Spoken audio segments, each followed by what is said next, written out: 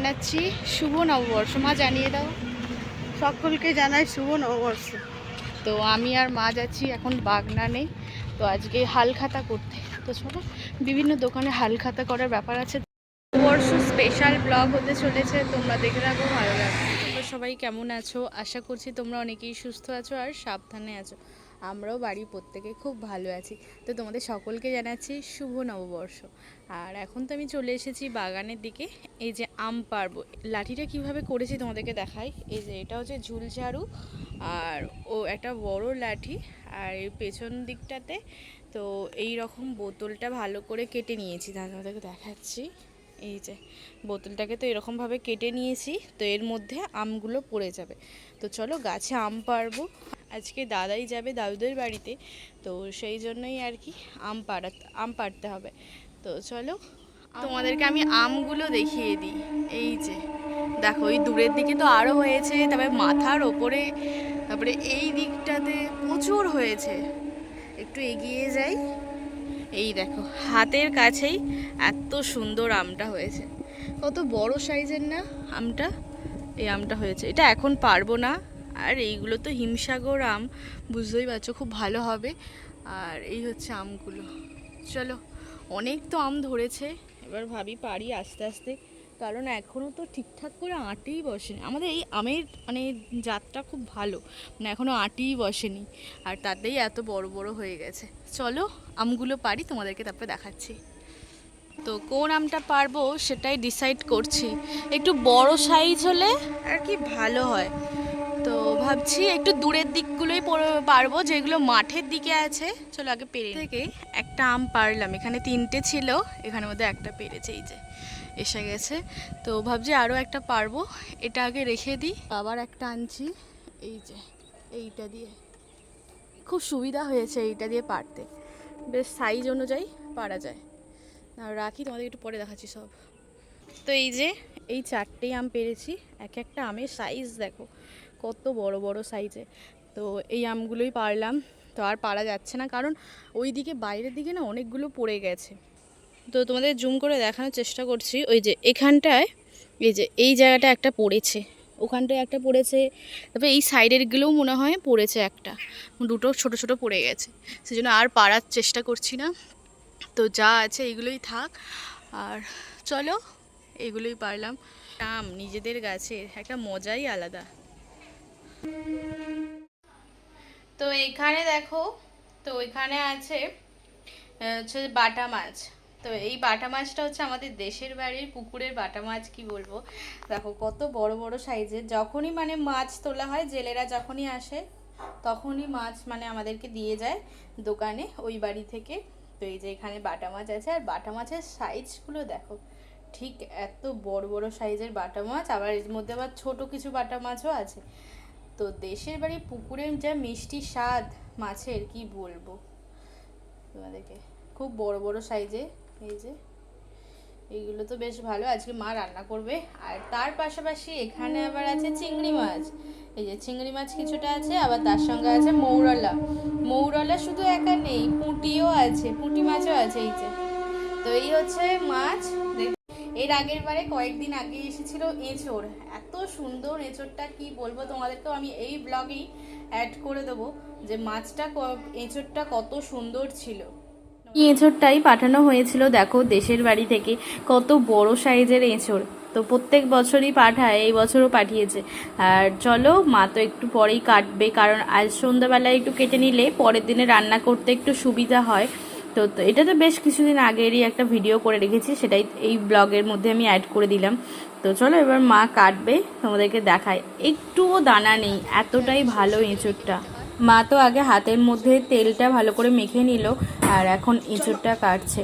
চলো এঁচোড়টা তোমাদেরকে দেখাচ্ছি। দানা বসেই নি বলতে গেলে। লেবুটা ভালো করে মাখিয়ে নিচ্ছে এঁচোড়ে। কেন মা লেবুটা মাখাচ্ছ? এই যে কালো কালো কষটা উঠে যাবে, এই খোসাটাকে ছাড়িয়ে নিতে হবে। তো এরপরে মা সাইজ করে কেটে নিচ্ছে। কালকে তো এটা কোষ মধ্যে, যাতে না এঁচোড়টা কালো হয়ে যায়। এদিকে তো ঠাকুরমশাই এসে গেছে, ঠাকুরমশাই আজ তো পুজো করে নিচ্ছে বৃহস্পতিবারে। আর তার সঙ্গে এদিকে মা এখন দিয়ে দিল ঠাকুরমশাইকে শনপাপড়ি, কারণ নববর্ষ সেই জন্য। আর এখন ঠাকুরমশাইকে মা বলছে যে ঠাকুরমশাই একটু পাঁজিটা দেখে বলুন তো যে বুদ্ধ পূর্ণিমা কোন দিন করলে ভালো হয়। তো ঠাকুরমশাই বললো আগের দিনে তো পড়ে যাচ্ছে, তো তোমরা আগের দিনই করে নিতে পারো। তো সেই জন্য আমরা বুদ্ধ পূর্ণিমার মানে 1 তারিখে পড়েছে, আমরা 31 তারিখে পুজোটা করা হবে, আমাদের দোকান পুজো। ঠিক আমাদের কুট্টুস এখন বাগানে একটু খেলছে, তোমাদের সঙ্গে একটু শেয়ার করলাম। ওকে কি মিষ্টি লাগছে দেখো রোদ্দুরে। এখানে চালটা তো মা ভিজিয়ে দিয়েছে, আর এখানে হাঁড়ির মধ্যে জলটাও ফুটছে। তো চলো জলটা হচ্ছে। আর এদিকে কি কি কাটা হয়েছে তোমাদেরকে দেখিয়ে দিই। এদিকে দেখছি বেগুনটা মা কেটে নিয়েছে, এখানে আছে টমেটো, এখানে একটা পেঁয়াজ, এখানে আছে আমাদের গাছের আম, আর নিচে সমস্ত রকম সবজি আছে। তার মধ্যে আছে কুমড়ো, এটা কুমড়ো, এটা হচ্ছে উচ্ছে, আর আলু আছে, আর ডাঁটা আছে। এই দিয়ে মনে হচ্ছে একটা শুক্তো হবে, আর তার সঙ্গে মাছের ঝাল হবে আর টক হবে, এটাই যা বুঝলাম। আর এখানে আছে কাঁচকলাটা মা ভালো করে ওই হলুদ জলে সেদ্ধ করে নিয়েছে। কুট্টু সেখানে বসে বসে এখন ঘুমাচ্ছে। কুট্টু দেখো না লেজটাকে কেমন নাড়াচ্ছে, দেখো এই দেখো, এই দেখো, এই যে ও এখন বসে বসে ঘুমাচ্ছে। ওর এই সময়টা এখন ঘুমানোর টাইম, আর ও খুব ভালো। এই মাত্র ছাদে ছিল, এই আসলো, এসে এখন ওকে একটু আদর দিয়ে ঘুম পাড়াতে হবে। হচ্ছে গাছের আম দিয়ে টক, ওই মৌরলা মাছ পুঁটি মাছ দিয়ে হবে টক। আর এদিকে হচ্ছে মাছের ঝাল, আর এদিকে ভাত তো হয়ে গেছে, আর এদিকে 1 ডিশ মাছ ভাজা। এখান থেকে তো খেতেই হবে মাছ। এ তো শুক্তো হয়ে গেছে, দেখতেই পাচ্ছ। চলো এদিকে তো খেতে বসে পড়েছি আমরা। আর আজকে তো খাবারটা তো অনেক সুন্দর হয়েছে, কারণ আজকে ছিল শুক্তো, তার সঙ্গে মাছের ঝাল আবার টক। তো চলো খাওয়া দাওয়া করে নিই। তো আবার বিকালে হচ্ছে নান। তো নানটা বানানোর জন্য প্রথমে এখানে ইস্টটাকে ফার্স্টে ভালো করে অ্যাক্টিভ করে নিতে হবে। তো এর মধ্যে প্রথমে দেওয়া হয়েছে হচ্ছে চিনি দিয়ে ভালো করে জলটাকে গুলে নেওয়া হয়েছে, তারপরে একটু নুন আর 2 চামচের মতো ইস্ট দিয়ে ওই 15 মিনিটের মতো রেখেছিলাম, তার মধ্যেই অ্যাক্টিভ হয়ে গেছে। আর এখানে শুধু লাগছে ময়দা, এখানে ওই 500 গ্রামের মতো ময়দা মা নিয়েছে। আর এখন এই জলটা দিয়ে কিন্তু ময়দাটা পুরোটা মেখে নেবে। চলো এবার ভালো করে মাখিয়ে নি। মা তো ভালো করে মাখিয়ে নিচ্ছে ময়দাটা। এখন তো দুপুর ওই 4টের মতো বাজে, এই সময়টা থেকেই মাখাতে শুরু করেছে। তো হাতে একটু লেগে যাচ্ছে, সেই জন্য একটু অল্প করে মা সাদা তেল হাতে একটু মেখে নিল, তাহলে আর ময়দার ডোটা হাতে লাগবে না খুব একটা। করে এই কাঁচের ঢাকনা দিয়ে ঢেকে রাখা হয়েছে, তো এটাই পরে ফুলে যাবে, তোমাদেরকে অবশ্যই দেখাবো। এখন তো বাজে ওই 4টের মতো, ঠিক আছে থাক।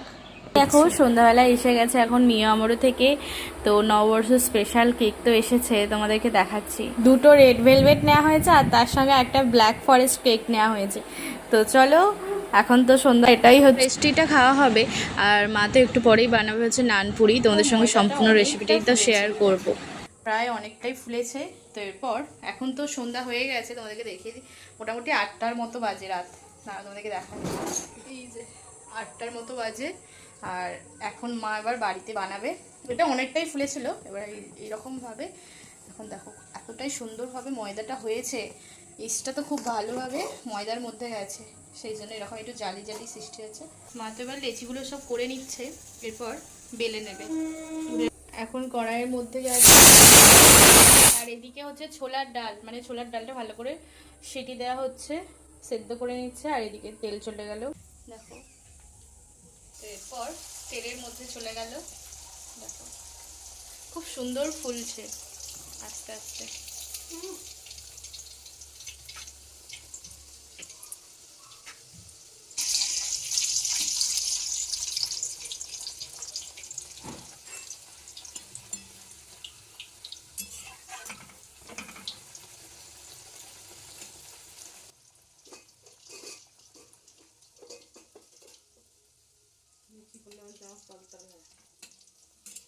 এদিকে তো নানটা হয়ে গেছে আর তোমাদেরকে নানটা দেখাচ্ছি, দেখো খুব সুন্দর সফট হয়েছে।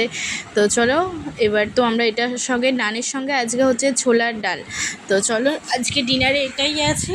আর তোমাদের কেমন লাগলো নববর্ষ স্পেশাল ব্লগটা অবশ্যই আমাকে কমেন্টে জানিও। আর ভালো লাগলে চ্যানেলটিকে সাবস্ক্রাইব, লাইক, শেয়ার করে পাশে থেকো। আরও নিত্য নতুন খুব সুন্দর ব্লগ তোমাদের সামনে হাজির করব নিয়ে। তো আজকের মতো টাটা, দেখা হচ্ছে আবারও একটা নিউ ব্লগে। ততক্ষণের জন্য বাই।